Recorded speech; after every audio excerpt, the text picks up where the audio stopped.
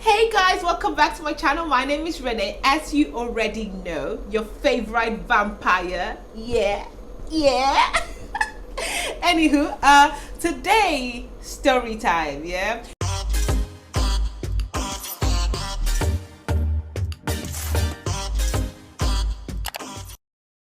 The truth is, I have actually had a lot of experiences, and like a lot of my friends are always telling me, girl, you need to write a book or like start a show or something, because like I have been through a lot, like both good and bad, honestly. And I guess I am somebody who had to go through all of that to get to where I am. And that's why if you see me on social media being all hyped up and all crazy and shit, it's because I have been through a lot. And like, you know, when you've been through so much, like you get to a point where you either come out better, like you glow up, or like you just break.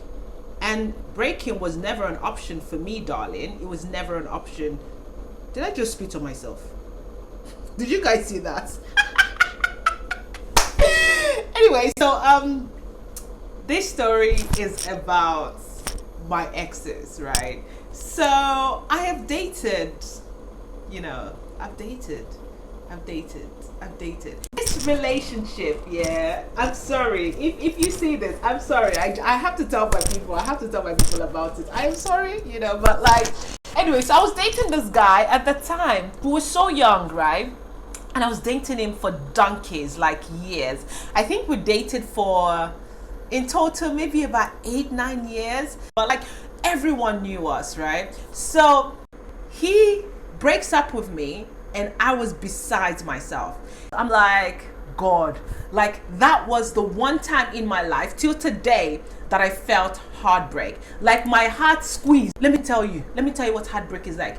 When they put their hand inside your chest like this, and they just remove the heart. They haven't finished though. You know, those veins and muscles and everything, arteries, bogwe, is still connected to your body. They now start squeezing the chest like this. I wanted to die. I couldn't eat. I couldn't do anything. Guess what I was worried about? I wasn't actually worried about the fact that he left me, because honestly, that relationship was done for. Like, we were just together because we'd been together for so long and we didn't know anything else. He was just a caring guy, and like he looked out for me. You know when someone just looks out for me? Like, come see, if anybody messes with me in that London, I just need to tell him he's going there to go and fight. But anyway, like that's how like crazy he was with me.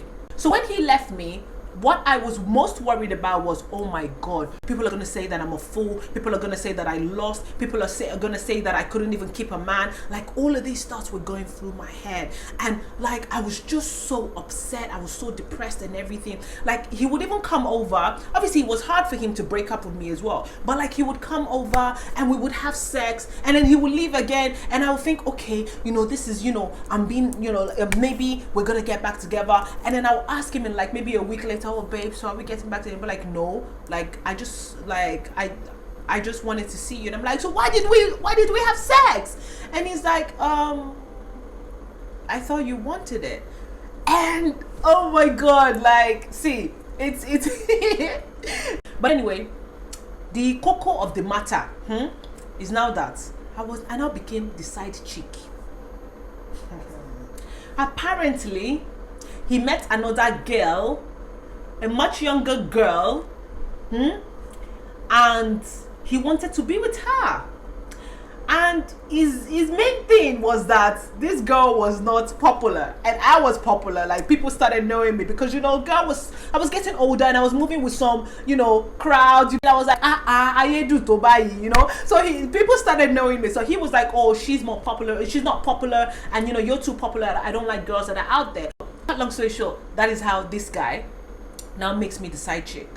Like I was literally the side chick. So it got so bad that I was still sitting there waiting for him to come back.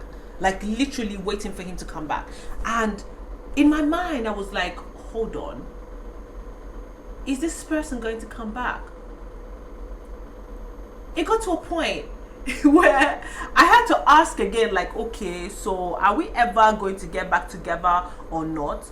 And he was like, no, we are not. Guess what Renee did? I still stayed. In fact, he broke it to me again. He broke it up again. He said no, that we cannot continue like this. I'm gonna start dating this girl properly. So at that time, he hadn't started dating her properly, right? I think they were still seeing, like he was still trying to woo her, right? So me, I was the one that was just on the side, like, so whenever he needed somebody, he would come to me and stuff. So obviously, like, maybe he was still in love with me, or maybe he was still attached to me or whatever, but I think he already decided that at that point that I was somebody that he didn't want to be with. Anywho, so I asked, he broke it off, and I was like, no, you can't break this off. Like, okay, do you know what, please, I don't mind, I will be the side chick. See, don't Shebi is just for me to be side chick. Shebi King Kowambini, I should just be here, you go, you come back, you meet me here now. I stayed and I continued as a side chick. That is how I now met this boy. That was the first time I'd ever dated a younger guy. Like, this boy was just the cutest ever. It was so cute. So me and this guy started seeing each other, right? And like, it was the best ever. Like, it was just the best thing ever. It was just like somebody just came and rescued me, because like, first of all, he worshipped my body. Like, he just made me feel like, oh my god, you're a goddess. Like, that's the thing. That's what I love about younger guys. Like, they make you feel like, your body is something they've never seen before in their life, So anywho, let us not go into that one. So that's how I started seeing this guy. Then one day, Oga comes to my house and he sees him. And I was like, like, what do you want me to do? So he starts getting jealous. At that point, I was like, oh, so you want to continue doing your thing, but you don't want me to move on? Nah, that's it. At that point, I just broke it off. I was like, no, I'm not doing this anymore, blah, blah, blah, blah, blah. Then I hear a few months later that him and the girl, were proper dating, and, they've now become serious and everything. I was like, okay, happy for them, they can do whatever they want, good for them or whatever. But like, that was an experience. Second experience, this boy, someone introduced me to this guy, right? And he was like, oh, he really wants to date me, he's looking for a girl. At this point, I'd moved to Nigeria, right? So he was like, oh, he really wants to date me, like, he, blah, blah, blah, like, I'm the kind of girl he likes and everything, blah, blah, blah. I said, okay, no problem. So me and this guy are talking, and blah, blah, blah. And like, for some reason, sex never happened. Because I started to feel like, at that time, sex was very much important to me. Like, I used to feel like, once a guy has sex with me, he's taking something away from me, I've lost something. So I was like, no, we're not going to have sex, let us just continue dating like this, blah, blah, blah. The boy said, okay, no problem. I didn't know I was feeling myself. Christmas Day, my mom's birthday is a day before Christmas, right? And she always cooks. So Christmas Day, my mom just said, okay, do you know what? We're not going to cook for my birthday. We're going to cook on Christmas Day. So, blah, blah, blah. So we had a lot of food. So he texted me that day and was like, oh, what are you up to? And I said, oh, I'm just at home. I'm chilling. He was like, oh, come and greet me now. Like, when you're coming, please bring food for me. I said, okay, no problem. So I quickly packed my mom even helped me pack pack the food, what about me dish that's a boy and everything, because obviously she was excited. Finally this girl, she will find boyfriend and everything. That's how I packed food, got to the house. When I got to the door, I knocked.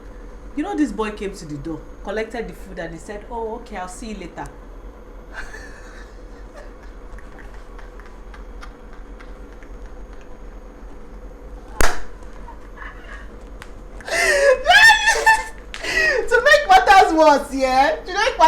Let me tell you what killed me. Don't buy me down, that I just cry, pata pata. You know that I heard a girl's voice. She was like, I don't want to mention his name, Were. If you see this, I swear, I am sure that God has punished you. The girl was like, what's up? Where are you? I was like, he told me to bring food for him and a babe on Christmas Day. Budaro.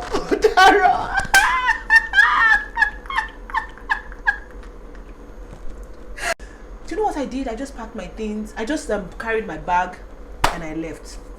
And he was trying to call me, trying to text me. I was like, nope. I'm not dealing with this.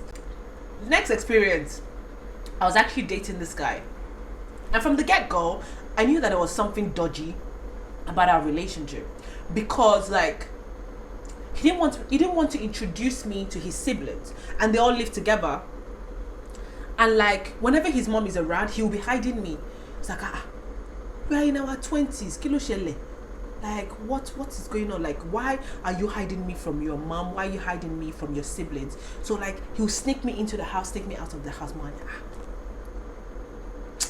There's something dodgy about this thing. You know, myself, I knew that I was single, but there are times that you like to convince yourself that, maybe there's just, a little bit of a misunderstanding. It's a lie.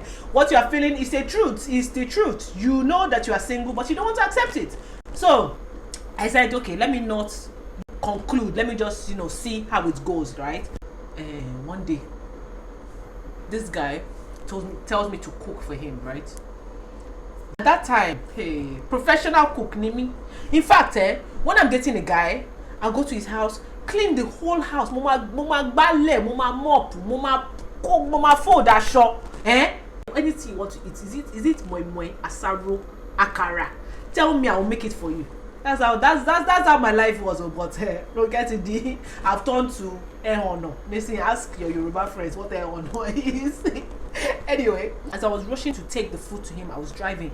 I almost killed myself. Like my car tumbled twice, and I almost killed 3 people. Right? The whole stew, everything poured all over the car. What's it called that I hit? Keke napep that I hit, right? A tricycle that I hit with passengers. It was hanging on a tree.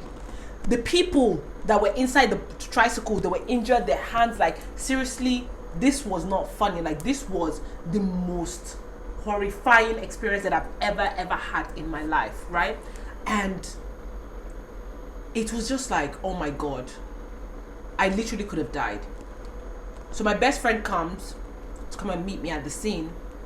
We paid for the tricycle to get repaired and everything. This guy, not 1 kobo, 50 kobo, he didn't drop. He just came there. Do you know what he said when he came there? He said that, and my pastor told me that this thing was going to happen. I said, He said, yes.